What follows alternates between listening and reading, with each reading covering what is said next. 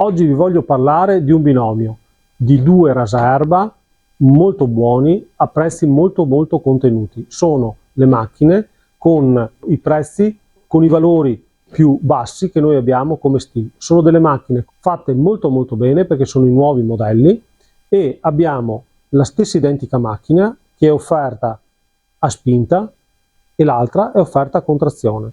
Quindi le macchine sostanzialmente sono uguali, con la differenza che una posso trazionarla e quindi va avanti da sola, l'altra invece comunque la devo sempre spingere. Le caratteristiche principali di questi rasaerba è che hanno dei motori estremamente facili, semplici e teneri da mettere in moto.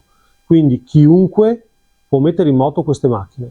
Sono motori di nuova generazione e quindi con pochissimo sforzo li mettiamo in moto. Queste macchine hanno motori con 2,4 cavalli, che non sono pochi cavalli per la macchina, ma ricordatevi che sono i cavalli reali al punto di sforzo. Hanno la scocca in acciaio, doppi cuscinetti a sfera su ogni ruota, monostegola, questo serve soprattutto quando si toglie il cesto per evitare di lasciarlo a terra e riprenderlo per passare da una stegola all'altra, cesti in plastica forati dai fianchi, in questa maniera l'aria fuoriesce sempre al meglio, non si intasano come i cesti con la tela.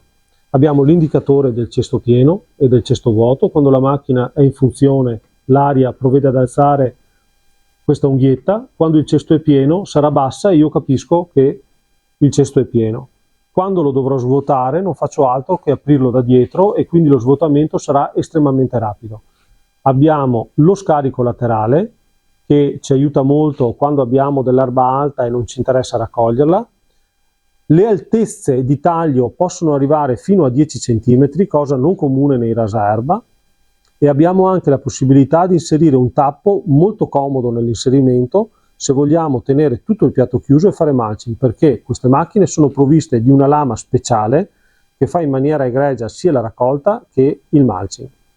Sostanzialmente queste macchine devono essere preferite, secondo il mio punto di vista, a delle macchine ben più economiche, perché in proporzione queste costano meno, nel senso che su una macchina di questa fascia avere due cuscinetti su ogni ruota, avere un acciaio trattato speciale, avere dei motori di ultima generazione e non dei motori di una volta che si devono tirare anche con molta fatica, avere la possibilità di ricoverare la macchina in poco spazio perché abbiamo le stegole, cioè i manici di guida che riesco a ripiegarli molto bene, sono dei vantaggi non da poco.